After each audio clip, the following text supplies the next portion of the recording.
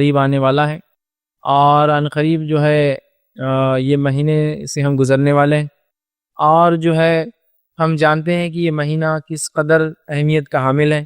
یہ وہ مہینہ ہے جو نزول قرآن کا مہینہ ہے، یہ وہ مہینہ ہے جو برکتوں کا اور رحمتوں کا مہینہ ہے، یہ وہ مہینہ ہے جس میں انسان اعتکاف کرتا ہے، یہ وہ مہینہ ہے جس میں اللہ رب العزت نے ایک ایسی رات رکھی ہے جو 1000 مہینوں سے افضل ہے، جس شب قدر کہتے ہیں۔ یہ وہ مہینہ ہے جو ہمیں صبر سکھاتا ہے، یہ وہ مہینہ ہے ہمیں جو خرچ کرنا سکھاتا ہے، لوگوں کے ساتھ حسن سلوک کرنا سکھاتا ہے۔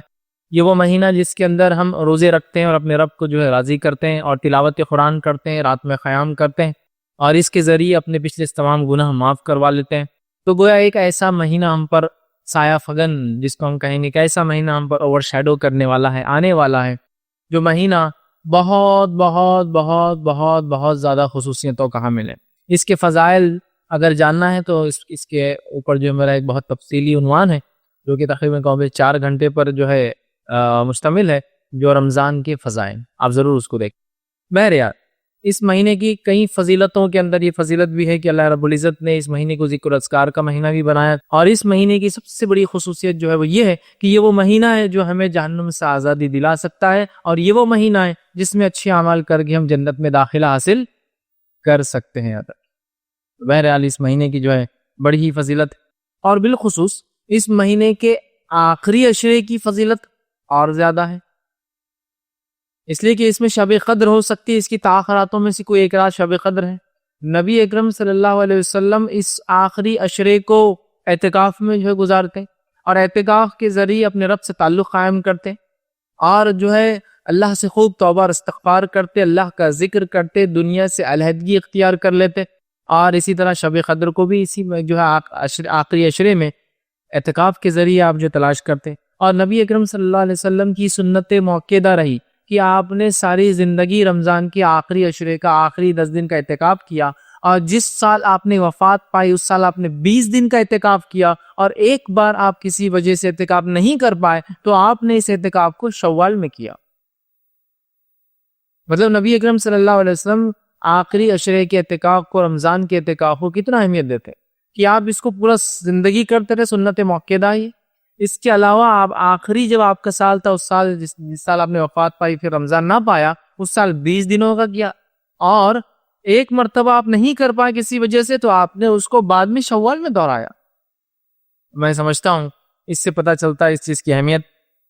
تو آج کا میرا عنوان اعتکاف کے اوپر، چونکہ اب رمضان ہے، بہت سارے لوگ آخری عشرے میں اعتکاف کرنا چاہتے ہیں، اور بہت کثرت سے لوگ سوالات کرتے ہیں اعتکاف کیسا کرے، کیسے داخل ہو، کتنے دن بیٹھے، کہاں سے شروع ہو، کہاں ختم ہو، کیا کرنا چاہیے، کیا نہیں کرنا چاہیے، کس مسجد میں بیٹھے، مرد ہو تو کیسا کرے، عورت ہو تو کیسا کرے، کیا یہ درست ہے، اس میں بات چیت، بہت سارے سوالات لوگ کرتے ہیں۔ تو میں نے سوچا بہت زیادہ بہتر ہوگا کہ عنوان کی شکل دے دوں، تاکہ جو سوالات ہیں وہ سوالات کے جواب بھی آ جائیں، اور جو ہے میرے علم میں بھی اور سامعین کے علم میں بھی اضافہ ہو جائے۔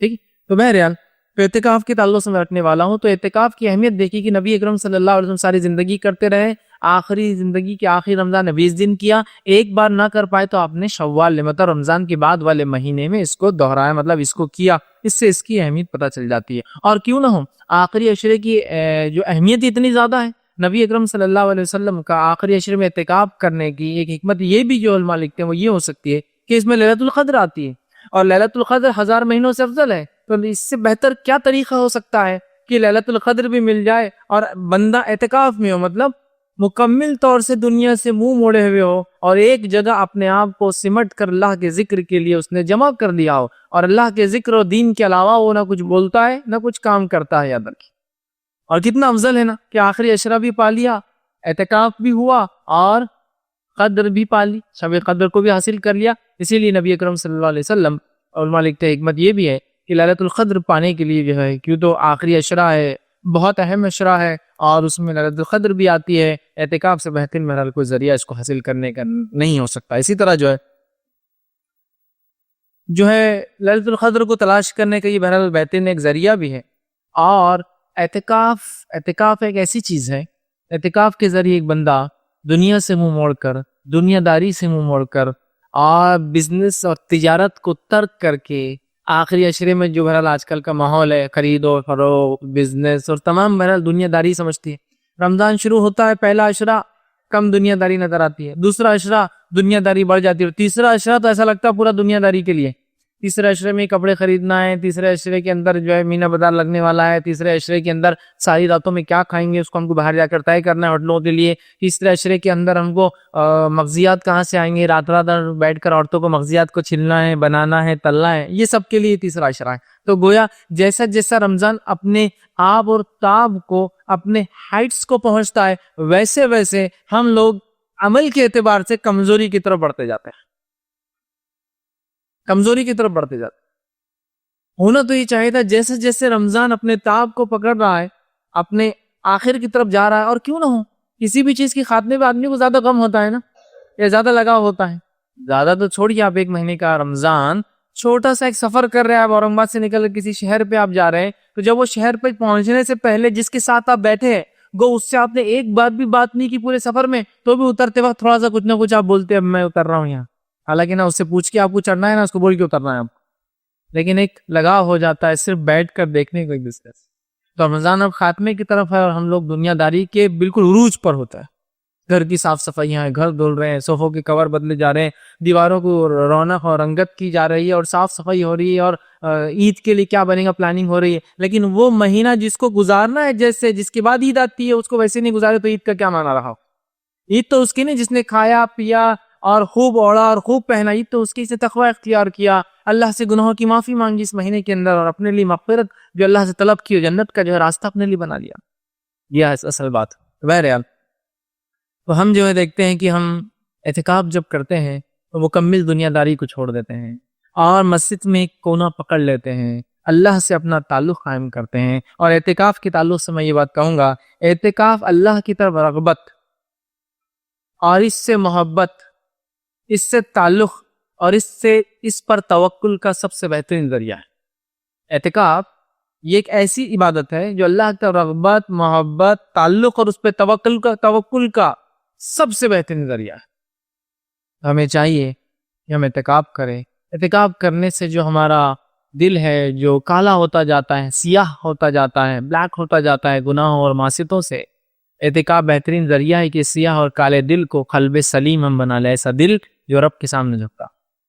اعتکاف بڑا بہترین ذریعہ ہے. یہ کوئی معمولی عبادت نہیں ہے, یہ بہت اہم عبادت ہے. بندہ سب کچھ ترک کر کے اپنے رب کے لیے ایک کونا پکڑ لیتا ہے, اور دنیا کو تمام چیزوں کو چھوڑ دیتا ہے, رب سے توبہ کرتا ہے, ذکر اذکار کرتا ہے, تلاوت قرآن کرتا ہے, قیام کرتا ہے راتوں میں, روزے کی حالت میں ہوتا ہے, ظاہر سی بات رمضان میں کر رہا ہے, روزے کی حالت میں ہوتا ہے. اسی طرح جو ہے وہ اپنے رب سے گہرا تعلق قائم کرتا ہے, محبت وہ کرتا ہے, عاجزی کرتا ہے, آہو بکا روتا ہے اپنے رب کے سامنے, معافی مانگتا ہے, گڑ گڑاتا ہے, اور بہت سارے ایسے عمل کر پاتا ہے جو عموماً گھر میں رہتے ہوئے نہیں ہو پاتے. اس لیے اعتکاف کو مسجد میں کرنے کا حکم دیا گیا.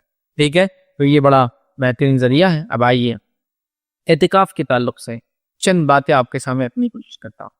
اعتکاف کے تعلق سے, اس کے فضائل کے تعلق سے بہت زیادہ باتیں جو ہے میرے پاس موجود نہیں ہیں, اس لیے کہ اعتکاف کے فضائل کے تعلق سے جو باتیں اکثر لکھی گئی ہے وہ تقریباً قوم میں ضعیف ہے. ہاں, یہ الگ بات ہے مسجد میں بیٹھنے کے فضائل اور تمام چیزیں ہیں جو کہ اعتکاف میں انسان مسجد میں ہوتا ہے, روزے کی حالت میں بھی ہوتا ہے.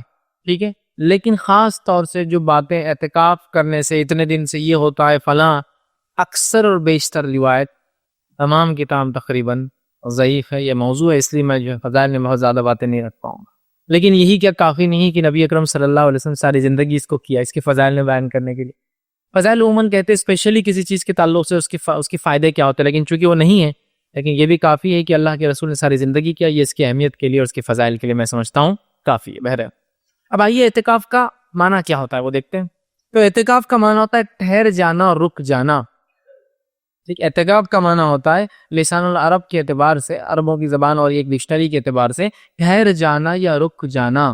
مطلب ایک انسان دنیا کی کاروبار کرتا ہے لیکن اعتکاف میں بیٹھتا سب چیزوں سے اور جگہ پہ بھی ٹھہر جاتا ہے اور ساری چیزوں کو بھی چھوڑ دیتا ہے. تو ٹھہر جانا, رک جانا. یا دوسرا معنی ہے کسی چیز کو اپنے لیے لازم کر لینا اپنے نفس پر, ٹھیک, اور اپنے آپ کو اس چیز کے لیے قید کر لینا. کسی چیز کو اپنے نفس پر لازم کر لینا کہ یہ کام میں کروں گا, اور اس کام کو کرنے کے لیے اپنے آپ کو قید کر لینا, ود ان باؤنڈریز ڈال دینا, اپنے آپ کو روک لینا, قید کر لینا, اس کو بھی کہتے ہیں اعتکاف عربی زبان کے اعتبار سے. اب شرعی اصطلاح میں اعتکاف کسے کہتے ہیں, مطلب یہ تو رہا اس کا ڈکشنری میننگ، لیکن شرعی اصطلاح میں، شریعت کے معنوں میں اعتکاف کیا ہوتا ہے؟ تو آئیے ہم دیکھتے ہیں اعتکاف کیا ہوتا ہے۔ تو اعتکاف کا معنی ہوتا ہے شرعی اصطلاح کے اندر کوئی شخص اللہ کا قرب حاصل کرنے، اس کی عبادت، ذکر و اذکار کرنے کی نیت سے مسجد میں ایک خاص مدت کے لیے قیام کرے تو اسے اعتکاف کرے۔ شرعی اصطلاح میں کیا ہے اعتکاف؟ پھر سے سن لیجئے، کوئی شخص اللہ کا قرب، تقرب حاصل کرنے، نزدیکی حاصل کرنے، اس کی عبادت اور ذکر و اذکار کرنے کی نیت سے مسجد میں ایک خاص مدت تک اپنے آپ کو روکے رکھتا ہے، بیٹھے رہتا ہے، قیام کرتا ہے، تو اسے اعتکاف کہتے ہیں۔ ٹھیک ہے؟ اور جو اعتکاف کرتا ہے اسے معتکف کہتے ہیں، اعتکاف کرنے والا۔ ٹھیک ہے؟ اعتکاف وہ عمل، اور معتکف جو اس عمل کو، اعتکاف کو کرتا ہے۔ ٹھیک، اب اس کے تعلق سے جیسا میں نے کہا، صحیح سند سے بہت کم یا نہیں کے برابر روایت ہے جو اس کے فضائل میں بیان کی جاتی ہے۔ عموماً جو اس کے فضائل میں روایت آتی نہیں کے برابر صحیح ہے۔ تو اعتکاف کے تعلق سے میں بہت زیادہ مخصوص فضائل کی باتیں تو نہیں رکھ پاؤں گا، لیکن ہاں یہ بات تو بالکل اپنی جگہ طے ہے کہ مسجد میں بیٹھنے کا کتنا اجر و ثواب ہے۔ آئیے ہم وہ دیکھتے ہیں کہ مسجد میں ٹھہر کر عبادت کا کیا ثواب ہے۔ کی روایت آتی ہے جس کے اندر یہ ہے کہ مسجد میں آپ نے فرمایا اور کہا، مسجد جو ہے متقی کا گھر ہے، اور اللہ تعالیٰ نے اس شخص کے لیے جس کا گھر مسجد ہے خوشی، رحمت اور پل صراط سے گزرنا، اپنی رضامندی یعنی جنت کی ضمانت دے دی ہے۔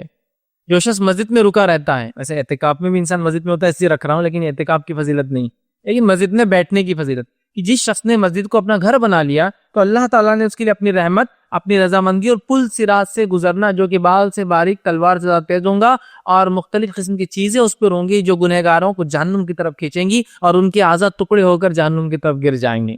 بہت سخت مقام ہوگا، حتیٰ کہ انبیاء بھی کانپیں گے اس کے اوپر جانے سے پہلے۔ سمجھا؟ تو اس جگہ جب انسان گزرے گا تو آسانی ہوگی۔ کس جگہ؟ پل صراط پر۔ کیوں؟ کیونکہ وہ مسجد کو اپنا گھر بنا لیتا تھا۔ کتنی بڑی بات ہے نا، کتنے فائدے۔ تو بہرحال اعتکاف کی فضیلت گھر میں، مسجد میں رکنے کی، اللہ کے گھر میں رکنے کی فضیلت ہے۔ ٹھیک، اسی طرح جو ہے ایک اور جو بات آتی ہے، سنن ابن ماجہ کی یہ روایت ہے، اور صحیح ابن خزیمہ بھی یہ روایت آتی ہے، نبی اکرم صلی اللہ علیہ وسلم فرمایا، کہا، جو شخص نماز اور ذکر کرنے کی نیت سے مسجد میں قیام پذیر ہو، نماز کے لیے اور یہ سوچ کے کہ میں ذکر و قیام پذیر ہو، رک جائے ہوتا ہے، تو اللہ تعالیٰ اس کے مسجد میں آنے سے اتنا خوش ہوتا ہے جیسے گمشدہ شخص کے واپس گھر لوٹنے پر گھر والے خوش ہوتے ہیں۔ جب کوئی بندہ مسجد میں رک کے نماز پڑھتا، اللہ کا ذکر کرتا، تو اللہ تعالیٰ اتنا خوش ہوتا ہے جیسا کہ کسی کا گمشدہ رشتہ دار سالوں سے نہیں ملا، اگر لوٹ آئے تو کتنی خوشی ہوتی ہے نا، اتنی خوشی اللہ تعالیٰ۔ بہرحال یہ تو تمام فضیلتیں مسجد کے تعلق سے۔ اعتکاف کی مخصوص فضیلتیں بہرحال مجھے کوئی صحیح سند سے روایتیں نہیں ملی، تقریباً ضعیف تھی اس لیے میں نے آپ کے سامنے تفصیلات نہیں رکھی۔ آئیے آگے بڑھتے ہیں۔ اعتکاف کی اقسام، تو یاد رکھیے اعتکاف کے جو ہے دو اقسام ہیں، 2 ٹائپس، ایک وہ جو واجب ہے، اور ایک وہ جو سنت ہے، مستحب ہے یا سنت موقدہ ہے۔ واجب کون سا اعتکاف ہے؟ وہ اعتکاف واجب ہے جس کی آپ نظر مانگ لیں، نظر، منت، نظر عربی میں کہتے ہیں اور منت کہتے ہیں اس کو۔ تو وہ اعتکاف جس کی آپ منت مانگ لے کہ میں اللہ یہ کام ہو جائے تو اتنے دن اعتکاف کروں گا، یہ اعتکاف کرنا آپ کو ضروری ہے۔ اور اعتکاف کی دوسری قسم وہ جو سنت موقدہ ہے، وہ اعتکاف جو نبی اکرم صلی اللہ علیہ وسلم نے بار کیا۔ لیکن ایک بات یاد رکھیے، عمومی اعتبار سے اگر کوئی نظر نہ مانگے تو اعتکاف کا کرنا کیا معلوم آپ کو؟ یہ سنت موقدہ ہے، سنت کا درجہ رکھتا ہے، یہ واجب بھی نہیں ہے، فرض کفایہ بھی نہیں ہے، اور عین بھی نہیں ہے، اور کچھ بھی نہیں ہے۔ لیکن اگر کوئی نظر مانگ رہا ہے، اللہ میرا فلاں مسئلہ اگر تو حل کر دے تو میں اتنے دن کا اعتکاف کروں گا، تو پھر اعتکاف کرنا واجب ہو جاتا ہے۔ اس بات کو ہم ذہن نشین کر لیں۔ تو اعتکاف مستحب ہے، سنت ہے، سنت موقدہ ہے، پسندیدہ عمل ہے، لیکن یہ واجب نہیں۔ ہاں لیکن اس شخص کے لیے واجب ہے جو نیت کر لے، نظر مانگ لے کہ اللہ میں اعتکاف کروں گا، تو اس کو اس نظر کو پورا کرنا ضروری ہے۔ ایک روایت اس طرح سے آتی ہے کہ عمر ابن خطاب رضی اللہ عنہ نے دور جہالت کے اندر، صحیح بخاری کا واقعہ ہے، دور جہالت میں یہ نیت کی تھی کہ میں 1 رات کا اعتکاف کروں گا۔ اس کے بعد وہ آئے اور کہا، اللہ کے رسول صلی اللہ علیہ وسلم میں نے ایک نظر مانگی تھی کہ میں 1 رات کا اعتکاف کروں گا، تو نبی اکرم صلی اللہ علیہ وسلم فرمایا، اگر تو نے نظر مانگی تو اسے پورا کر۔ تو دور جہالت میں مانگے گئے اعتکاف کو بھی نبی اکرم صلی اللہ علیہ وسلم نے ایمان لانے کے بعد اس کو کرنے کا حکم دیا۔ تو میں نے اس لیے کہا جو اعتکاف کی نظر مانگ لے اس کو پورا کرنا واجب ہے۔ اس کے علاوہ اعتکاف سنت، مستحب اور سنت موقدہ کا درجہ رکھتا ہے، یہ واجب، فرض یا فرض کفایہ نہیں ہے، یاد رکھیں۔ ٹھیک، اسی طرح جو ہے اعتکاف کے تعلق سے اور جو چیزیں ہم بہرحال آگے دیکھیں گے، اس میں یہ چیز بھی ہے کہ اعتکاف کو ہمیں دکھانے کی نیت سے نہیں کرنا چاہیے یا دکھاوے کی نیت سے نہیں کرنا چاہیے. ٹھیک ہے، مطلب یہ کہ اگر سب کر لے تو میں پھر خالی کیوں بیٹھوں، میں بھی کر لوں. ایک واقعہ یوں آتا ہے کہ نبی اکرم صلی اللہ علیہ وسلم نے ایک مرتبہ اپنا خیمہ لگوایا اعتکاف کے لیے. تو آپ کی ایک زوجہ نے آ کر اجازت طلب کی اور کہا میں بھی لگوا لیتی ہوں، تو ان کا خیمہ بھی لگا دیا گیا. پھر دوسری زوجہ آئی، کہا میں بھی لگوا لیتی ہوں، ان کا خیمہ لگوا دیا. پھر تیسری زوجہ آئی، انہوں نے بھی کہا، سب کے خیمے لگائے. نبی اکرم صلی اللہ علیہ وسلم نے دیکھا اور کہا یہ سب خیمے کو اکھاڑ دو، واپس کر دو، اس لیے کہ تم نے دیکھا دیکھی اعتکاف کیا، پہلے سے نیت نہیں تھی. ایک نے کیا تو دوسرا، دوسرے نے کیا تو تیسرا. اور آپ صلی اللہ علیہ وسلم نے بھی اس سال اعتکاف نہیں کیا، اور اس سال کا اعتکاف چھوڑ کر آپ نے کب کیا؟ شوال میں کیا، جو میں نے بات رکھی تھی نا، شوال میں کیا. اس سے پتہ چلا کہ اعتکاف دیکھا دیکھی میں نہیں ہونی چاہیے، بلکہ اعتکاف خالص نیت سے اللہ کے. ہاں علم نہیں تھا ایک الگ بات ہے، آپ نے کسی کو دیکھ کر سیکھا، لیکن ایسا نہ ہو کہ بس سب کرے تو ہم بھی کر لیتے، نہیں، بلکہ خالص اللہ کے لیے نیت کر کے کہ اللہ اس رمضان موقع ملے تو میں انشاءاللہ ضرور تیری راہ میں جو ہے اعتکاف کروں گا، مسجد میں بیٹھوں گا اور جو عبادتیں جو اعتکاف میں بہرحال وہ کرنے کی کوشش کروں گا. اسی طرح جو ہے تو اس طرح سے اس سے پتہ چلا کہ اعتکاف کو خالص نیت سے کرنا چاہیے اور اعتکاف کو کسی کو دکھانے کے لیے نہیں کرنا چاہیے. بہرحال یہ باتیں تمام ہم لوگ جانتے ہیں پہلے سے بھی. ٹھیک، اسی طرح جو ہے اعتکاف کے تعلق سے ایک چیز اور یہ ہے کہ اعتکاف کتنی مدت کا یا اعتکاف کی نیت کیا ہو. تو یاد رکھیے اعتکاف کے لیے بہت سارے لوگ جو ہے بہت ساری مختلف باتیں کرتے ہیں کہ یہ نیت اعتکاف کی، اور مختلف دعائیں بھی آپ مسجدوں میں لکھی ہوئی دیکھتے ہوں گے کہ اعتکاف کی دعائیں. دیکھیے اعتکاف کے لیے نیت ہے اور نیت دل کا ارادہ ہے، اس کے لیے الفاظ ادا کرنا یہ ثابت نہیں، اور اگر کوئی الفاظ ادا کرتا تو بدعت ہو جائے گا. اور اعتکاف کے لیے مخصوص جو دعا کی جاتی ہے سنت سے ثابت بھی نہیں ہے. تو اعتکاف کی نیت مانا دل کا ارادہ ہے، کوئی مخصوص دعا کر کے اعتکاف میں داخل ہونا نہیں پڑتا ہے. یہ بات بہت ہوتی ہے کہ لوگ اعتکاف کے لیے جاتے ہیں اور پھر جو ہے اس کی خاص دعا پڑھتے ہیں. اعتکاف کی کوئی دعا نہیں، اس کی نیت ہے اور نیت دل کا ارادہ ہے. اب ارادہ کیجیے اور اپنے اعتکاف کی جگہ پر جو ہے معتکف داخل ہو جائیں. اب اس کی مدت کتنی ہوں گی تو یاد رکھیں اس کی مدت کے تعلق سے جو ہے یہ 10 دن کا ہو سکتا ہے جو سنت موقعہ ہے، 20 دن کا ہو سکتا ہے جو آخری بار آپ نے کیا. اسی طرح آپ نے شوال میں کیا، اس کا مطلب یہ کہ رمضان میں بھی ہو سکتا ہے، غیر رمضان میں بھی ہو سکتا ہے، 10 دن کا بھی ہو سکتا ہے، 20 دن کا بھی ہو سکتا ہے. عمر ابن خطاب رضی اللہ عنہ نے جو سوال کیا کہ میں نے ایک رات کے اعتکاف کی نظر مانگی تو آپ نے اجازت دی، تو پتہ چلا کہ یہ ایک رات کا بھی ہو سکتا ہے. تو اعتکاف ایک رات کا ہو سکتا ہے، 10 دن کا ہو سکتا ہے، 20 دن کا ہو سکتا ہے، یا آپ کو ایک رات سے زیادہ 1 دن، 2 دن، 3 دن، 4 دن، 5 دن، 6 دن، 7 دن، جو بھی آپ کو کرنا کر سکتے ہیں. لیکن سنت موقعہ کیا ہے؟ 10 دن کا ہے. اور سنت کیا ہے؟ اس سے زیادہ کرنا ہے تو 20 دن کا بھی آپ کر سکتے. رمضان اور غیر رمضان دونوں میں یہ کیا جا سکتا ہے. اسی طرح اس کی مدت کے تعلق سے یاد رکھیے ایک رات سے کم وقت کے لیے بھی کیا جا سکتا ہے. حالانکہ اس معاملے میں علماء کا اختلاف ہے، لیکن میں دونوں رائے رکھ دیتا ہوں آپ کے سامنے. علماء کی ایک جماعت کا یہ کہنا ہے کہ اعتکاف ایک رات سے کم نہیں ہوگا، اس لیے کہ نبی اکرم صلی اللہ علیہ وسلم سے سوال ہوا اور آپ نے ایک رات کی اجازت دی، اس سے کم کا ثابت نہیں ہے. جیسا کہ حضرت عمر ابن خطاب رضی اللہ عنہ نے پوچھا اللہ کے رسول میں نے ایک رات کے اعتکاف کی نیت کی تھی، آپ نے ان کو اجازت دی. وہ کہتے ہیں ایک سے کم نہیں ہوگا. لیکن دو علماء کی ایک جماعت کا یہ کہنا ہے کہ ایک رات سے کم نہ کرنے کو دلیل بھی تو نہیں ہے کہ مت کرو بول کر، تو لہٰذا ایک رات سے کم بھی کیا جا سکتا ہے، جس کے لیے شیخ بن باز رحمہ اللہ کی فتاوی موجود ہیں، جن سے لوگوں نے سوال کیا ہم بزنس مین ہیں، ہم تاجر ہیں، ہم کو بالکل وقت نہیں ملتا کہ مخصوص یا خاص طور سے ہم جائیں اور 10 دن کا اعتکاف کریں. یہ ہماری بزنس، ہمارے کاروبار میں ہم معلوم ہے سامان اٹھاتا ہوں تو مجھے چھٹی نہیں ملیں گی، 10 دن میں کام سے رکا رہا ہوں. تو کیا میرے جیسا شخص جو مصروف ہو، جو وقت نہیں نکال پاتا، کیا کم وقت کے لیے جیسا 2 گھنٹے اور 3 گھنٹے اور 4 گھنٹے کا اعتکاف کر سکتا ہے؟ تو شیخ بن باز رحمہ اللہ کا فتویٰ ہے کہ ہاں کر سکتا ہے. اسی طرح سعودی کی دائمی لجنہ، سعودی کا جو پرماننٹ کمیٹی آف افتاء ہے، مطلب جو فتوے دینے کی پرماننٹ کمیٹی ہے، انہوں نے بھی اس کی اجازت دی ہے، جو کہ علماء کی ٹیم ہوتی ہے جو مل کر کسی چیز مسئلے کو دیکھتی ہے، تحقیق کرتی ہے اور اس پر حکم جاری کرتی ہے.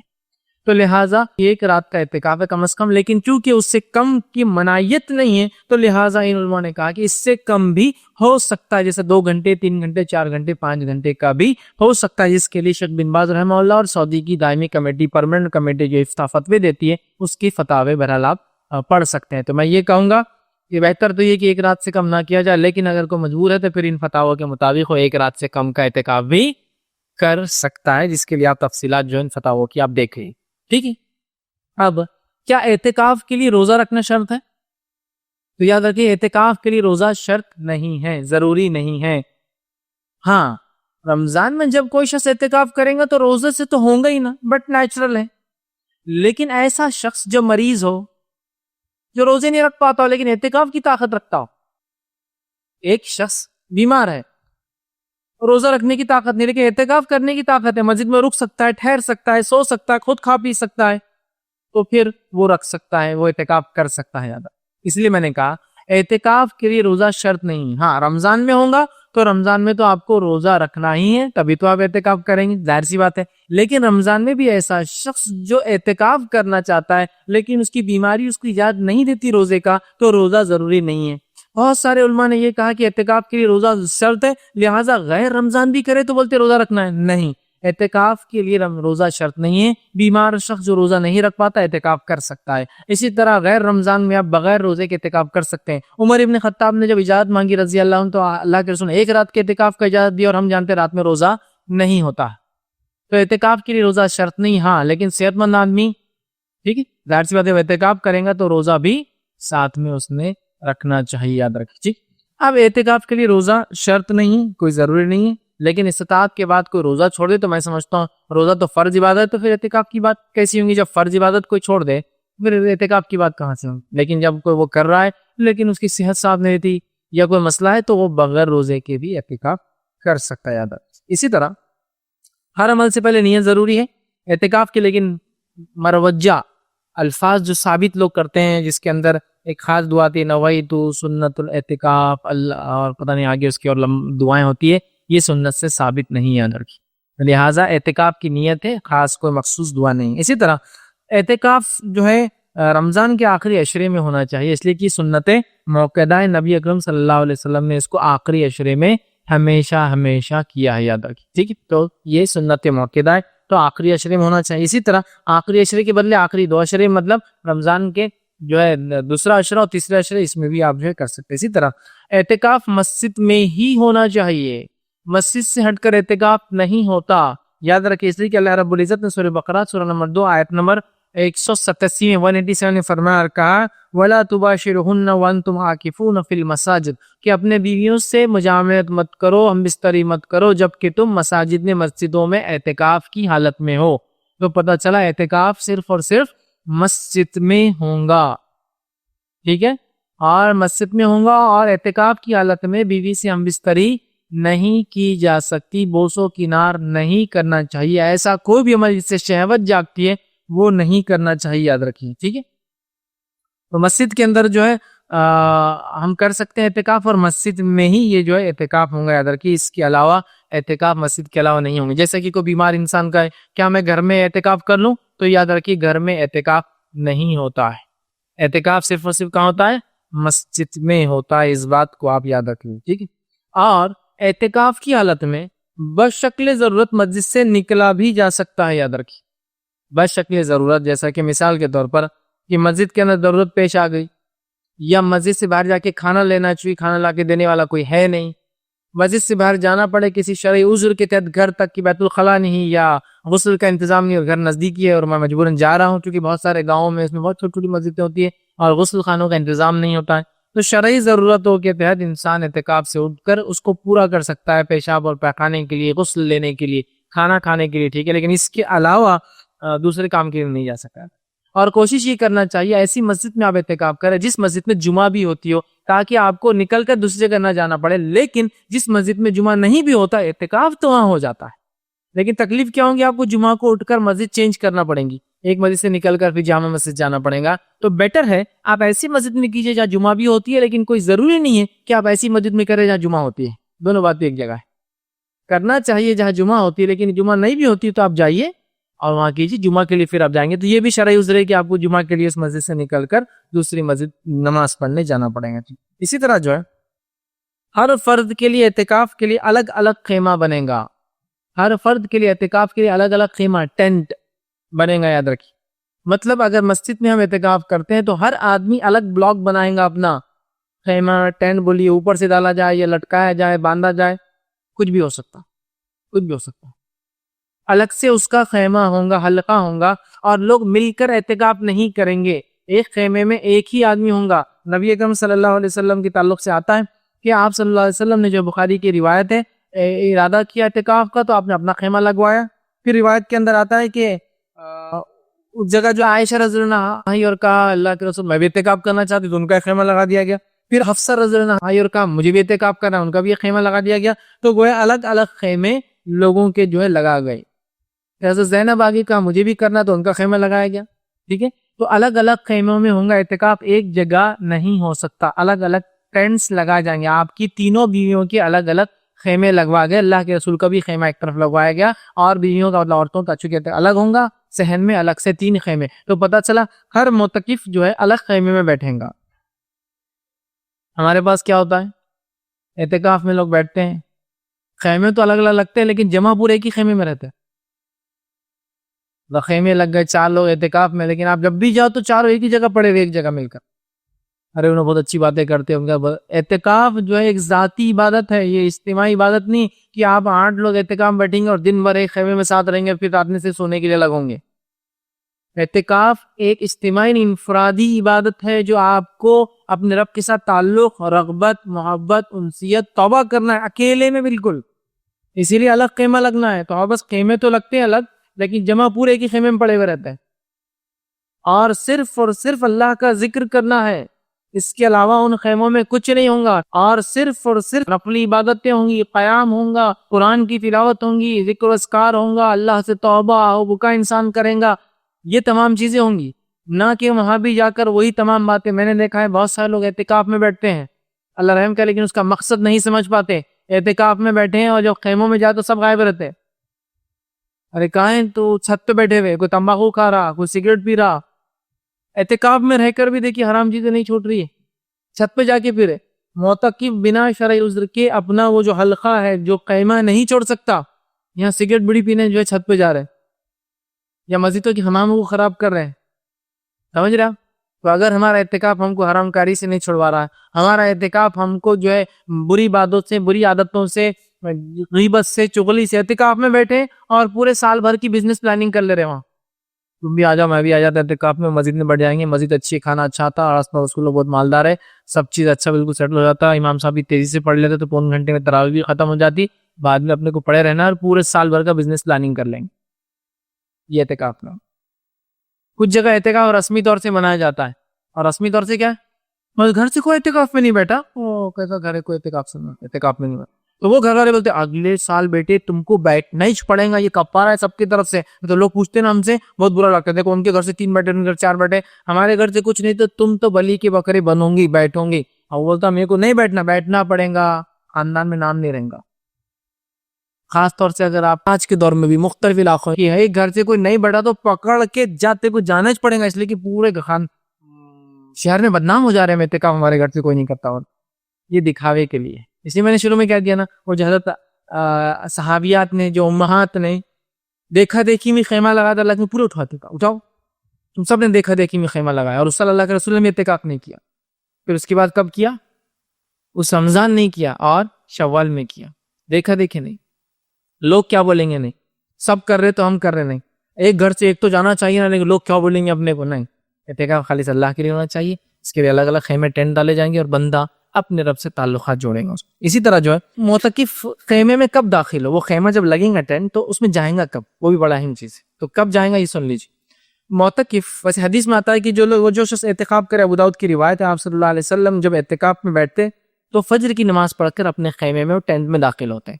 لیکن یہ صرف روایت کا ایک حصہ ہے، تفصیلات یوں آتی ہے. ماں عائشہ فرماتی ہے نبی اکرم صلی اللہ علیہ وسلم جب اعتکاف کی نیت کرتے تو آپ مغرب میں مسجد چلے جاتے، پھر وہاں مغرب کی بعد سے لے کر فجر تک اسی مسجد میں رات گزارتے، اور اس کے بعد اس مسجد میں فجر پڑھنے کے بعد اپنے اعتکاف کی جگہ میں داخل ہوتے. اب آگے بات سمجھ میں آپ کو، اعتکاف میں کب داخل ہوں گے آپ رات مغرب میں چلے جائیں گے، پھر مغرب سے لے کر آپ فجر تک اسی مسجد میں قیام کریں گے، لیکن اپنی قیام گاہ میں، وہ جو خیمہ ہے اس میں داخل نہیں ہوں گے. اور جب فجر پڑھ لیں گے وہاں، مطلب سحر کریں گے آپ سمجھیں گا، فجر پڑھیں گے، فجر کے بعد پھر آپ اپنے خیمے میں داخل ہوں گے. اب وہ خیمہ پورا اعتکاف ختم ہونے تک آپ کا گھر ہے، آپ نہیں نکلیں گے آپ اس میں سے باہر. صرف جانے سے پہلے مغرب سے لے کر فجر تک مسجد میں گزاریں گے، اس کے بعد خیمے کے اندر، اور پورا وقت صرف اسی خیمے میں آپ رہیں گے. نماز پڑھی فرض، باہر نکلے خیمہ ہٹ گیا یا پھر ہٹانے کی ضرورت پڑتی کیونکہ سب بنتی ہے، پھر خیمہ لگ جائیں گا. سمجھ رہے آپ؟ پھر آپ نے جو ہے افطار کی، پھر خیمہ لگ گیا، خیام الليل ہوگی، پھر خیمہ لگ گیا، سحر کر لی، پھر خیمے میں ہی رہیں گے. مطلب آپ باہر آ سکتے ہیں کھائے پھر اندر چلے گئے، یا پھر اندر کھا لیں. کبھی شرعی ضرورت کے تحت باہر بھی آنا پڑ سکتا ہے. بہتر ہے کہ اس خیمے میں، اس ٹینٹ میں، اس جگہ میں، اس حلقے میں، اس چھوٹے سے روم میں جو مسجدوں میں آج کل پردے کے ذریعے بنایا جاتا ہے، پردے کے ذریعے ہو سکتا ہے، پارٹیشن سے ہو سکتا ہے، اینٹ مٹی کچھ بھی ہو سکتا ہے، بہرحال اس خیمے کے اندر آپ کو جو ہے اپنا جو ہے اتنے دن جو اعتکاف کے ہیں گزارنے ہیں. یاد رکھیے. تو خیمے میں کب داخل ہوں گے آپ؟ مغرب میں چلے جائیں گے، رات گزاریں گے اور فجر کی نماز پڑھ کر خیمے میں داخل ہوں گے. یہ سنت سے ثابت ہے. اب کون سی رات سے آپ اعتکاف کریں گے؟ اس میں علماء کا بہت اختلاف. 20 سے یا 21 سے؟ اعتکاف 10 دن کا ہے نا، تو میں جو یہ سمجھتا ہوں، جو میں نے پڑھا ہے، میں یہ بہتر سمجھتا ہوں کہ 20 کو آپ داخل ہوں گے. اس لیے کہ 21 کو اگر داخل ہوں گے تو لیلۃ القدر آپ کی اعتکاف کے باہر گزر جائیں گی. 21 کو اگر داخل ہوں گے مغرب میں تو 21 کو داخل ہوں گے تو لیلۃ القدر چالو ہو گئی. تو 21 کی رات جب گزریں گی تو خیمے کے باہر گزریں گی. پھر فجر کے بعد داخل ہوں گے تو شب قدر اگر وہ ہو گئی 21 تو چلے گئے پھر بغیر اعتکاف کے، ہے نا. اور یہ بھی اعتکاف کی حکمت ہے کہ شب قدر بھی پالے اس کے اندر. تو لہٰذا میں اپنے ذاتی طور سے کہوں گا، جو علماء کی دونوں رائے ہے، میں یہ کہوں گا بہتر ہے 20 کو داخل ہو. 20 کی رات داخل ہوئے، رات بھر مسجد میں گزاری، فجر کے بعد اندر گئے، پھر دوسری رات جو آئیں گی وہ کون سی ہوں گی؟ 21. تو آپ اعتکاف کی حالت میں رہیں گے. جبکہ اگر آپ 21 کو جائیں گے تو کیا ہوں گا؟ اگر شب قدر وہ ہو گئی تو آپ نے باہر گزار لی اعتکاف کے باہر، پھر آپ متقی اپنی جگہ پہ گئے. اس سے بہتر ہے میں جو اپنی رائے دے سکتا ہوں یہ، اور علماء کی بہت سارے علماء کی رائے ہے، واللہ عالم، اس کا اللہ بہتر جانتا ہے کہ اس کیا ہے. لیکن نبی اکرم صلی اللہ علیہ وسلم آخری عشرہ مناتے. اب اس میں اختلاف ہے کہ 20 کو جاتے یا 21 کو، لیکن بہتر جو مجھے لگا اور علماء کے اقوال سے جو میں نے جانا وہ یہ 20 کو داخل ہونے سے 21 کی رات اعتکاف کی حالت میں جائیں گی، جو کہ شب قدر ہو سکتی ہے. تو لہٰذا 20 کو ایک انسان مسجد چلا جائے، مغرب میں چلا جائے، رات مسجد میں گزارے اور نماز فجر کے بعد اعتکاف کی جگہ میں داخل ہو، جو کہ 20 کا روزہ سمجھ شروع ہو جاتا ہے. پھر اس کے بعد 21 کی رات آئیں گی. تو بہتر بہرحال یہ زیادہ ہے کہ جو ہے 20 کو آپ اعتکاف میں جائیں. اسی طرح جو ہے اعتکاف کرنے والا اپنے ساتھ ضروری اشیاء لے جا سکتا ہے اعتکاف کے لیے. ضروری اشیاء وہ اعتکاف کے لیے لے جا سکتا. ضروری اشیاء کیا کیا ہو سکتی ہے؟ گدا، تکیا، دوائیں، صابن، پیسٹ، کپڑے، ٹھیک ہے. اور ضروری اشیاء جو بھی ہر انسان کی کچھ ضروری اشیاء ہوتی ہے جو ضروری ہوتا ہے کہ اپنے پاس رکھیں، تو وہ آپ رکھ سکتے ہیں. یاد رکھیں ضروری اشیاء ساتھ لے جائی جا سکتی ہے. یاد رکھیں، ٹھیک ہے. لیکن ضروری اشیاء سے مراد نہیں کہ بھائی ہم تو سیٹ صاحب ہے، پورا کا پورا گھر آ رہا آپ کا.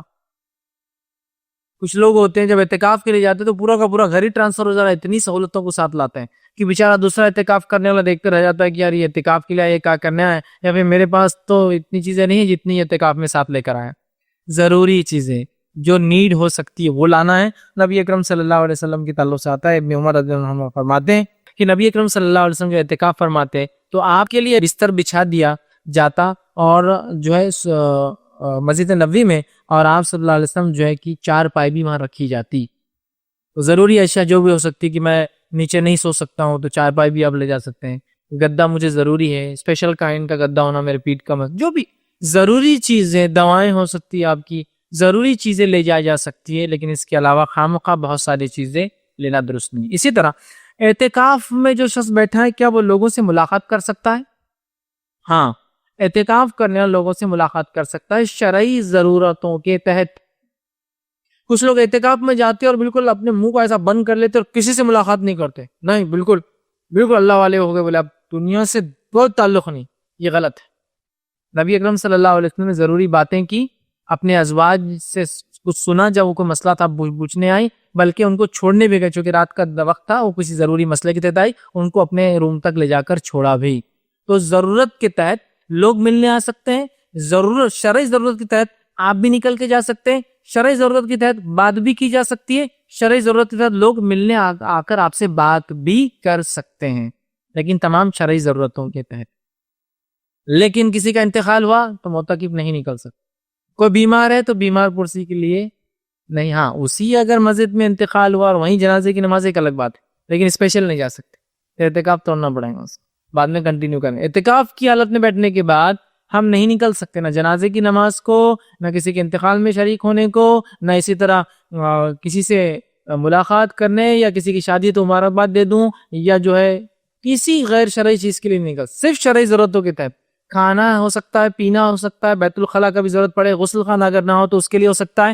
شرعی ضرورت کا بیوی اگر ملنا ہے، کوئی مسئلہ بتانے آئے، وہ سن سکتا ہے، جا کر اس کو گھر تک چھوڑ بھی سکتا ہے. شرعی ضرورتوں کے تحت ہو سکتا ہے. ٹھیک ہے. بخاری کی روایت ہے جو آپ کے تعلق سے آتا ہے کہ ام المومنین جو ہے صفیہ رضی اللہ عنہا جو ہے فرماتی ہے، وہ کہتی ہے وہ رمضان کے آخری عشرے میں جب رسول اللہ صلی اللہ علیہ وسلم اعتکاف میں تھے، آپ صلی اللہ علیہ وسلم سے ملنے آئی، تھوڑی دیر تک باتیں کی اور پھر واپس ہونے کے لیے کھڑی ہوئی تو نبی اکرم صلی اللہ علیہ وسلم نے انہیں گھر تک پہنچا دیا. تو پتہ چلا شرعی ضرورتوں کے تحت جایا جا سکتا ہے. ٹھیک ہے، لیکن اس کے علاوہ نہیں جایا جاتا. ہاں، آپ کسی شرعی ضرورت کے تحت گئے، راستے سے آتے آتے کوئی بیمار مل جاتا اور خالی پوچھ سکتے ہیں کیسے کیا ہے، رک کر تفصیلات نہیں لے سکتے. اس لیے کہ علامہ ابن کثیر نے جو ہے اس کی تفصیلات میں اعتکاف کے لکھا ہے کہ پوچھتے ہوئے چلے جانے میں کچھ نہیں، اسپیشل جا نہیں سکتے. اعتکاف والا معتکف انسان نکل نہیں سکتا، ضرورت کے تحت بات کر سکتا ہے، لوگ اسے ملنے آ سکتے ہیں. اسی طرح ضرورت کے تحت وہ بھی باہر جا سکتا ہے اور کوئی اسے ملنے اندر بھی اس کے جگہ پر آ سکتا ہے. یاد رکھیے. اور بات بھی کی جا سکتی ہے. جیسا مثال کے طور پر کوئی کسی ذمہ دار انسان ہے اور ظاہر سی بات ہے وہ اتنے دن لوگوں سے ٹوٹ کر نہیں رہ سکتا، اس لیے کہ لوگوں کے تعلقات اس سے جڑے ہیں، معاملات جڑے ہیں، تو لوگ ظاہر سی بات ہے پوچھنے آئیں گے اس سے. ظاہر سی بات ہے شرعی ضرورتوں کے تحت وہ بات چیت کر سکتا ہے. اسی طرح جو ہے اعتکاف کی حالت میں اپنی بیوی سے ہم بستری درست نہیں ہے. ٹھیک ہے. اور اس تعلق سے جو ہے اللہ رب العزت نے سورہ بقرہ آیت 187 میں فرمایا وَلَا تُبَاشِرُهُنَّ وَعَاكِفُوا وَأَنْتُمْ عَاكِفُونَ فِي الْمَسَاجِدِ. ٹھیک ہے. تِلْكَ حُدُودُ اللَّهِ فَلَا تَقْرَبُوهَا. ٹھیک ہے کہ اللہ نے فرمایا کہ جب تم مسجدوں میں اعتکاف کے لیے بیٹھو تو اپنے بیوی سے مجامعت مت کرو، ان سے ہم بستری مت کرو، اس لیے کہ اللہ کی حدیں ہیں اور اس کے قریب بھی مت جاؤ. تو لہٰذا اس سے پتہ چلا اس حالت میں ہم بستری کرنا درست نہیں ہے. عبداللہ ابن عباس رضی اللہ عنہ کے قول کے مطابق فرماتے ہیں اعتکاف کرنے والے پر مجامعت ہم بستری کرنا حرام ہے. اسی طرح جو ہے امام مجاہد رحمۃ اللہ علیہ، امام قتادہ رحمۃ اللہ علیہ، مقاتل رحمۃ اللہ علیہ، ان تینوں کا قول یہ ہے کہ جو شخص حالت اعتکاف میں ہم بستری کریں گا وہ حرام عمل ہوگا. مطلب وہ عمل کرنا ہوتا ہے، اعتکاف میں ہم بستری کرنا اس شخص کے لیے حرام ہوگا. عبداللہ بن عباس کا قول بھی یہ اور ان تینوں علماء کا قول بھی یہ ہے. اور تفسیر ابن کثیر میں آپ اس کی تفصیلات اس آیت سورہ بقرہ سورہ نمبر 2 کی آیت میں 187 میں تفصیلات دیکھ لیا، جس میں امام ابن کثیر نے بہت سارے افعال نقل کیے. تو اس حالت میں ہم بستری نہیں کریں گے. اور علامہ ابن کثیر آگے لکھتے ہیں ہم بستری بھی نہیں کریں گے اور ہر وہ عمل سے بچیں گا جو ہم بستری کی طرف لے جاتا ہے، بوسو کنار کرنا، نزدیک بلانا، سمجھ رہے آپ، ہر وہ عمل.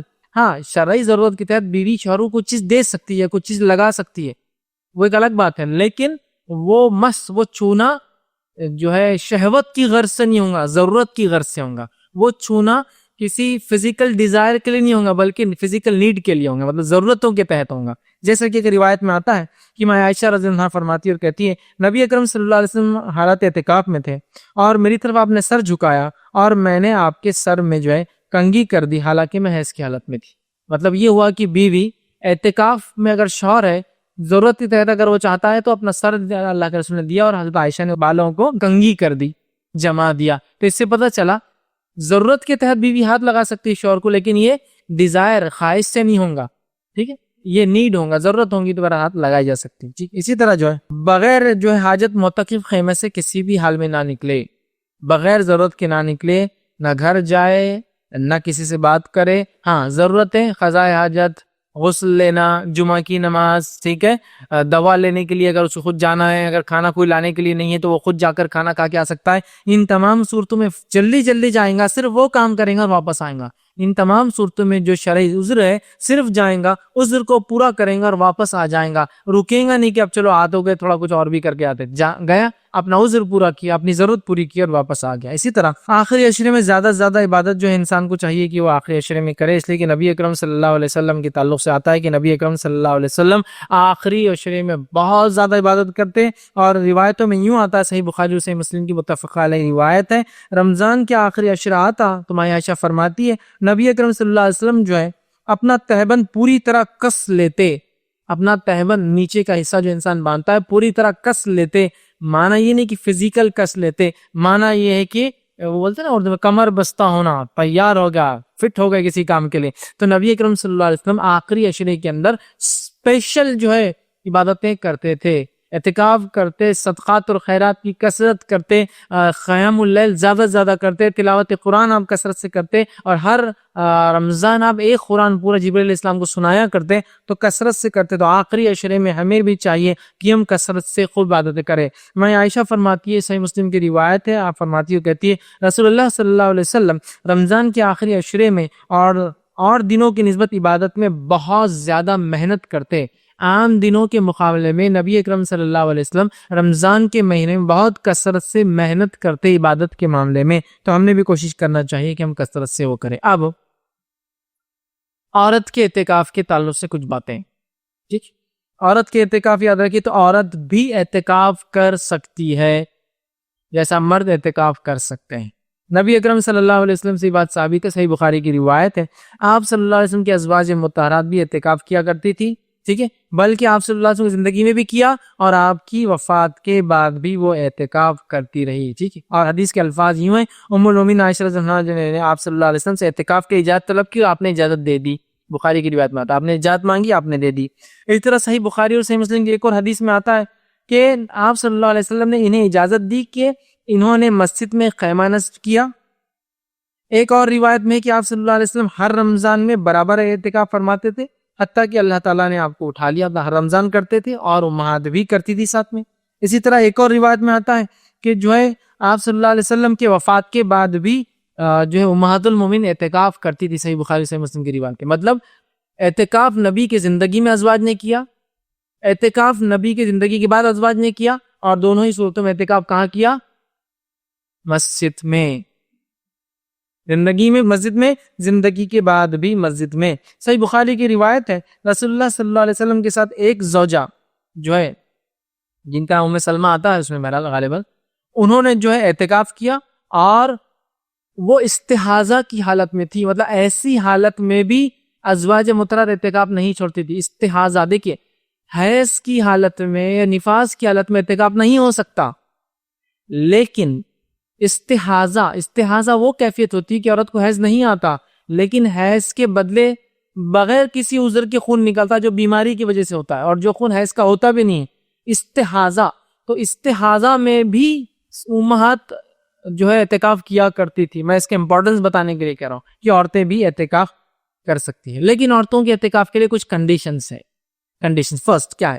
سب سے پہلی کنڈیشن ہے کہ شوہر یا ذمہ دار، شوہر ذمہ دار مطلب والد، بھائی، جو جس کی ماتحت وہ رہتی ہے، اس کے گارجین جس کو بولیں گے، اس کے اجازت کے بغیر عورت اعتکاف نہیں کر سکتی۔ اس کی دلیل یہ ہے کہ مائی عائشہ رضی اللہ عنہا جو بخاری کی روایت ہم نے ابھی دیکھی اس میں آتا ہے کہ آپ نے اعتکاف سے قبل اللہ کے رسول سے اجازت طلب کی اور آپ نے اجازت دے دی، تو پتہ چلا شوہر کی اجازت کے بغیر بیوی اعتکاف نہیں کر سکتی۔ اور امام شافعی اور امام احمد بن حنبل رحمہ اللہ ان کے قول کے مطابق وہ کہتے ہیں کہ شوہر کی اگر بغیر اجازت کے کوئی عورت اعتکاف کر لے تو اس کو پورا حق اختیار ہے شوہر کو اس کا اعتکاف توڑا کر اس کو واپس لائے، چونکہ اعتکاف نفلی عبادت ہے۔ اور ایک حدیث واضح ہے جس میں آپ صلی اللہ علیہ وسلم نے فرمایا عورت نفل روزے بغیر شوہر کی اجازت کے نہ رکھے، تو پتہ چلا نفلی عبادت کے لیے کیا چیز ضروری ہے؟ شوہر کی اجازت۔ تو شوہر اس کا اعتکاف توڑا بھی سکتا اگر بغیر اجازت کرے تو، ٹھیک ہے، امام شافعی اور احمد بن حنبل کا قول ہے۔ اسی طرح دوسرا کام جو کرنا ہوں کنڈیشن وہ یہ ہے، جس مسجد میں عورت اعتکاف کے لیے بیٹھتی ہے وہاں یہ چیز ضروری ہے کہ مرد اور زن کا، عورت اور مرد کا اختلاط نہ ہو، مطلب سپریٹ مسجد ہو، سپریٹ مصلی ہو، سپریٹ طہارت خانے ہو، سپریٹ غسل خانے ہو، سپریٹ نماز کا پورا مکمل انتظام ہو۔ مسجد میں کریں گی اور مسجد میں سپریٹ ساری چیزیں اس کے لیے ہونا چاہیے، اور ان سب پر بدرجہ اولا اس کی حفاظت کا کمپلیٹ نظم ہونا چاہیے، ورنہ ایسا نہ ہو کہ بیچاری اعتکاف کے لیے جائے اور کسی فتنے میں پھنس جائے۔ کمپلیٹ سیگریگیشن جس کو کہیں گے، مکمل طور سے اس کا انتظام، غسل کا، کھانے کا، پینے کا، پلس پروٹیکشن بھی ہو۔ ایسے لوگ یا ایسے مرد دروازوں پر موجود ہو جو کنٹینیوس پروٹیکشن کرتے رہے اس مسجد کا، چونکہ اندر خالی عورتیں اندر مرد نہیں جا سکتا، ضرورت ہے ان کی حفاظت کی بھی۔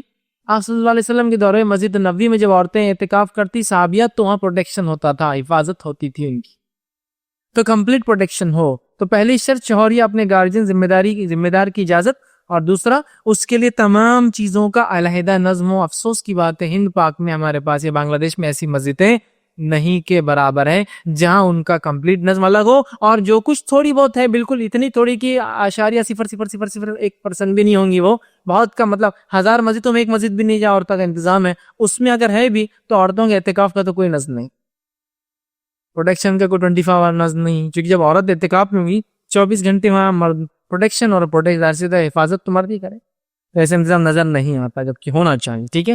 لہٰذا یہ 2 کنڈیشنز عورتوں کے سامنے۔ اسی طرح کیا عورتیں گھر میں اعتکاف کر سکتی ہیں؟ تو یاد رکھیے، عورتیں گھر میں اعتکاف نہیں کر سکتی ہیں، عورتیں گھر میں اعتکاف نہیں کر سکتی، کہ تو اللہ نے فرمایا کہ تم اپنی بیویوں سے مباشرت نہ کرو جب تم مسجد میں اعتکاف میں ہو۔ امام ابو حنیفہ کے ایک قول کو چھوڑ کر کسی عالم نے یہ نہیں کہا کہ گھر میں اعتکاف ہو سکتا ہے، امام ابو حنیفہ کے ایک قول کو چھوڑ کر کسی عالم نے نہیں کہا کہ عورت کا اعتکاف مسجد کے علاوہ ہو سکتا ہے۔ سمجھ رہا؟ مطلب مسجد کے علاوہ اعتکاف عورت کا نہیں ہوتا، مسجد میں ہی عورت کا اعتکاف ہوگا۔ اگر مسجد میں نظم نہیں ہے تو عورت اعتکاف نہیں کریں گی، اس بات کو یاد رکھیں۔ کچھ اقوال علماء کے تھے جو میں نے پہلے بار رکھے تھے رائے، لیکن بہرحال وہ ایک رائے تھی جو زیادہ بہتر چیز ہے کہ عورت اعتکاف مسجد میں کریں گی، مسجد میں نظم نہ ہونے کی شکل میں اعتکاف نہیں کریں گے۔ اب بہت سارے لوگ یہ مسئلہ لاتے، آپ صلی اللہ علیہ وسلم حدیث نے فرمایا نا، عورت کے لیے بہتر ہے کہ وہ گھر کے اندر والے کمرے میں نماز پڑھے، اس لیے کہ وہ افضل ہے۔ تو یاد رکھیے، عورت کے لیے مسجد جانا ضروری فرض نہیں ہے، لیکن چاہے تو جا سکتی ہے۔ عورت کے لیے جمعہ کی نماز فرض نہیں ہے، لیکن چاہے تو پڑھ سکتی ہے۔ نبی کے زمانے میں عورتیں مسجد میں بھی آئے، عورتوں نے گھر میں بھی نماز پڑھی، بات صحیح ہے، لیکن نبی کے زندگی میں آپ نے ساری زندگی اعتکاف کیا، ساری زندگی میں امہات المومنین یا دوسری صحابیات میں سے کسی ایک کو بھی آپ نے نہیں کہا کہ تم گھر میں کر لو، وہ صرف نماز کا مسئلہ، اعتکاف کا نہیں۔ بہت سارے لوگ بولتے ہیں، وہ روایت کو لا کر ابو داؤد میں اور دیگر حدیثوں میں آتی ہے کہ آپ صلی اللہ علیہ وسلم فرمایا تیرے لیے زیادہ بہتر ہے کہ تو گھر میں پڑھے، گھر کے صحن سے زیادہ بہتر ہے گھر کے اندر والے کمرے میں، اور اس سے زیادہ بہتر ہے سب سے اندر والے کمرے میں تو نماز پڑھے، اس لیے کہ عورت اللہ کی رحمت میں سب سے زیادہ تب ہوتی ہے جب اپنے گھروں کے سب سے اندرونی کمروں میں ہوتی ہے۔ تو یہ بات بالکل صحیح ہے، یہ بات بالکل صحیح ہے کہ نماز کے لیے عورت کے لیے مسجد جانا فرض نہیں ہے، لیکن میرے بھائی نبی اکرم صلی اللہ علیہ وسلم نے امہات المومنین آپ کی زندگی میں بھی مسجد میں اعتکاف کرتے رہی، آپ کی زندگی کے بعد بھی اعتکاف کرتے رہی۔ اگر اس کی اجازت ہوتی کہ گھر میں رہے تو اللہ کے رسول ضرور بیان کر دیتے، اور میں سمجھتا ہوں عورتوں کا مردوں کے مقابلے میں گھر میں زیادہ رہنا زیادہ ضروری ہے، ان کی ضروریتیں زیادہ ہوتی ہے گھر میں، اور ان کو گھر سے نکلنا زیادہ تکلیف دیتا ہے مردوں کے مقابلے میں۔ دیکھیے، آپ کو سفر میں جانا ہے، بیگ اٹھا اور چلے گئے، عورت کو سفر میں جانا ہے تو بہت ساری چیزوں کا اس کو انتظام، نظم، بچوں کے دودھ کا کیا انتظام ہوگا، فلاں چیز کا مسئلہ کیا ہوگا، میں مہینے کی کس حالت کے اندر ہوں، فلاں کیا ہوگا، کس جگہ جا رہے، وہاں انتظام ہوگا نہیں ہوگا، طہارت خانوں میں عورتیں نہیں جا سکتی، اکثر مردوں کے لیے بنے ہوتے ہیں، سمجھ گا؟ تو کتنی پلاننگ ہوتی ہے تو مردوں کے مقابلے میں عورتوں کو تو زیادہ تکلیف ہوتی ہے گھر سے باہر نکلنے میں، لیکن اس کے باوجود بھی امہات المومنین ساری زندگی مسجد میں کرتی رہی، اور نبی کے دنیا سے جانے کے بعد بھی وہ مسلسل کرتی رہی۔ یہ اس چیز کی دلیل ہے کہ عورتیں گھر میں اعتکاف نہیں کر سکتی، اور اس کو مسجد میں نماز والی حدیثوں پر قیاس کرنا میں سمجھوں گا درست نہیں۔ وہ نماز کے لیے، چونکہ نماز واجب اور فرض نہیں ان کے لیے مسجد میں، تو لہٰذا گھر کے اندر پڑھے، لیکن اعتکاف کے معاملے میں آپ نے کبھی کسی عورت کو یا صحابیہ کو یا امہات کو یہ نہیں کہا کہ تم یہاں کے بدلے گھر میں کیوں نہیں کر لیتی ہو۔ اگر جواز ہوتا تو آپ کہہ دیتے، لہٰذا میں یہ کہوں گا ان کو جو ہے گھر سے باہر نکلنے والے عورتوں کو، حالانکہ زیادہ مشقت ہوتی ہے مردوں کے مقابلے میں، پھر بھی نبی اکرم صلی اللہ علیہ وسلم نے اپنی ازواج کو اسی میں کرایا مسجد نبوی میں، اور پوچھ کے جاتی تھی، اور اسی طرح آپ کے گزرنے کے بعد بھی ان کے خیمے اور ٹینٹس ہر رمضان میں لگا کرتے تھے۔ لہٰذا اس سے پتہ چلا کہ اعتکاف عورت کا صرف اور صرف مسجد میں ہوگا، مسجد میں نہیں کر سکتی تو یہ عبادت ان کے لیے پھر نہیں ہے، یاد رکھیے۔ اور امام ابو حنیفہ رحمہ اللہ کا بھی جو قول آتا ہے وہ کیا میں آپ کے سامنے رکھوں کہ عورت کے لیے بہتر ہے کہ گھر کی مسجد میں اعتکاف کرے، گھر کی مسجد میں نہ ہو تو محلے کی مسجد میں اعتکاف کرے، اور محلے کی مسجد میں نہ ہو تو پھر جامع مسجد میں اعتکاف کرے۔ لیکن تینوں میں لفظ دیکھیے کیا ہے، گھر کی مسجد، محلے کی مسجد، جامع مسجد، کہیں بھی نہیں کہا گھر کے اندر محلے کی مسجد اور جامع مسجد، گھر کی مسجد، لفظ مسجد کی ہے وہاں بھی۔ اور بہت سارے علماء نے کہا کہ یہ افضل کے معاملے میں صرف امام حنیفہ کا یہ قول ہے، افضل ہے وہ بتا رہے ہیں، بہرحال جو بھی ہے لیکن جو بات سلف سے ثابت ہوتی ہے، اکثر علماء کی فتوی یہی ہے کہ عورت کا اعتکاف مسجد میں ہوگا، مسجد کے علاوہ نہیں ہوگا. اس بات کو ہم یاد رکھیں. اب اسی طرح جو ہے آخری بات، اور ہم اپنی بات کو ختم کرتے ہیں. رمضان کا مہینہ آ رہا ہے اور سعادت کی گھڑیاں پھر ہم پر گزرنے والی ہے. کوشش کریں کہ اس پورے مہینے کو ہم خوب عبادت میں گزاریں، اللہ کی حمد و ثنا کریں، اس کی بڑائی بیان کریں، ذکر و اذکار کریں، تلاوت قرآن کریں، اور روزوں کو مکمل رکھ کر ان کو کمزور کرنے والے اعمال سے بچتے رہیں. اسی طرح جو ہے قیام اللیل کا نظم کریں، اسی طرح جو ہے تلاوت قرآن کا نظم کریں، اسی طرح خوب ذکر و اذکار اور دعاؤں کا اہتمام کریں، اسی طرح خوب صبر کریں. اس مہینے میں خوب خرچ کریں، غریبوں پہ، اپنے اوپر نہیں، ٹھیک ہے، غریبوں پر، مسکینوں پر، مسافروں پر، مانگنے والوں پر، اور وہ لوگ جو یتیم ہیں، معذور ہیں، بلا وجہ قیدوں میں بند کر دیے گئے ہیں، اور بیوائیں ہیں، اور مطلقہ عورتیں ہیں، اور یتیم بچے ہیں، اور اسی طرح دینی درسگاہیں ہیں. بہت ساری جگہیں خوب سے خوب اس میں اپنا مال خرچ کرے اور خوب سے خوب اپنے رب کی عبادت کرے، اس لیے کہ یہ گھڑیاں سعادت کی، یہ رحمت کی، برکت کی زندگی میں بار بار انسان کو نہیں ملتی ہے. بہت سارے لوگ پچھلے رمضان ہمارے ساتھ تھے، یہ رمضان موجود نہیں ہے، اور اگلے رمضان بہت سارے لوگ ہم میں سے، بولنے والے میں سے یا سننے والے میں سے موجود نہیں رہیں گے، دنیا سے چلے جائیں گے. تو لہٰذا ہم نہیں جانتے موت کب آئیں گی. لہٰذا ان سعادت کی گھڑیوں کو، رمضان کی گھڑیوں کو چن لے، سلیکٹ کر لے، اور اپنے آپ کو خاص کر لے، اور ہو سکے تو اعتکاف کا ضرور نظم کرے، اور جھوٹ سے، غیبت سے، چغلی سے، کینہ سے، اور بغض سے، اور تکبر سے، اور برائی سے، ہر قسم کی بری عادتوں سے، اور گالی اور گلوچ سے، کسی کے بارے میں برا سننا، برے خیال کرنا، برے کرنے کی ارادے رکھنا، ان تمام سے اور بری عادتوں سے اپنے آپ کو پاک کرے. اور اس رمضان کے مہینے کو ایک ایسا ٹریننگ کا مہینہ بنا دے کہ یہ ٹریننگ سے جب نکلے تو ایک بھٹی سے جیسا سونا گزرتا ہے تو اور پاک ہو کے اور صاف ہو کے میل کچل نکل جاتا ہے، گزرے. اور رمضان بھٹی کی طرح ہو، ہمارے گناہوں سے، معصیت سے، اور اتنی چیزوں سے ہمیں پاک کر دے،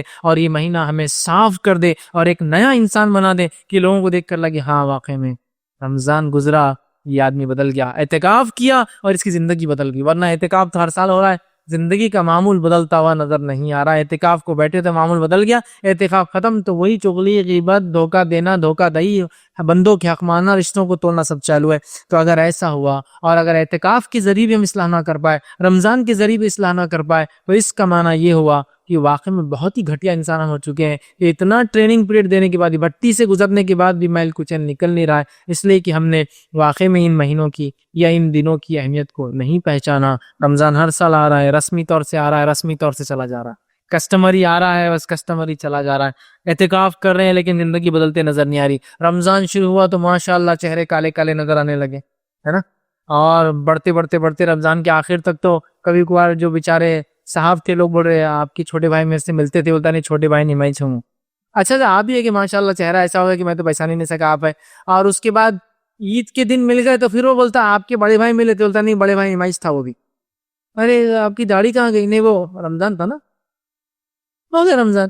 تو اگر رمضان آپ میں اتنی بھی تبدیلی نہ لا پائے کہ آپ نے ایک مہینے داڑھی رکھ کر کاٹ دی، تو میں نہیں سمجھتا اس رمضان کو کوئی فائدہ ہوا. اور ہم پھر نبی اکرم صلی اللہ علیہ وسلم بد دعا کے مستحق ہوئے، جو آپ نے بد دعا دی تھی اور کہا تھا لعنت و ہلاکت و خرابی و بربادی و ویل ہو جہنم اور شخص کے لیے جس کو رمضان ملے اور رمضان کے مہینے کو پا کر اپنی مغفرت نہ کروا سکے. اللہ سے کہاں مغفرت ہوں گی کہ رب کو خراجی کیا. اور ایک بات یاد رکھیے، ہم جو ہے رب العالمین جس کو اللہ کہتے ہیں اس کی عبادت کرنے والے بندے ہیں. ہم رمضان کے رب کی عبادت نہیں کرتے ہیں، ہم اس رب کی عبادت کرتے ہیں جو رمضان کے علاوہ 12 مہینوں کا رب ہے. رمضان کے رب کی مہینے جو عبادت کرے، داڑھی واڑی سب نمازیں چالو، اور اس کے بعد پھر ایک چاند دکھا، جس کو میں ایک چاند دکھا تو دنیا ہی بدل گئی، اور ایک چاند دکھا تو پھر دنیا بدل گئی.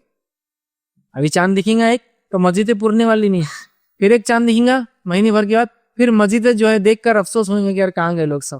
مسجدیں بھی پکاریں گی کہاں گئے وہ لوگ، یا گمشدہ کی تلاش، کہاں گئے وہ لوگ، اتنا آتے تھے میرے اندر، بھر گئی تھی، راستے بند کرنا پڑ رہے تھے، ہے نا. تو ایسا نہ ہو، ایک چاند دیکھے زندگی میں تبدیلی آئی تو یہ تبدیلی اگلے چاند تک چلیں گی. پھر رمضان آیا، جو کمی تھی پھر ریچارج ہو گئے ہم، پھر اگلے رمضان تک، اور اس رمضان کچھ گناہ چھوڑ کے کچھ نیکیوں کو اختیار کیا، اگلے رمضان تک پھر کچھ گناہ چھوڑے پھر کچھ نیکیوں میں اضافہ کیا، اگلے تو ہر رمضان ہم کو اچھا اور ہائی گریڈ انسان بناتے جا رہا ہے، ایک ایمان کے درجے میں بلند بلند بلند کرتا جا رہا ہے، نیکیوں میں بلند کر رہا ہے، اور گناہوں کے معاملے میں ہمیں پیچھے لاتے جا رہا ہے. لیکن ہر رمضان آ رہا، ٹریننگ تو ہو رہی، فائدہ کچھ نہیں ہو.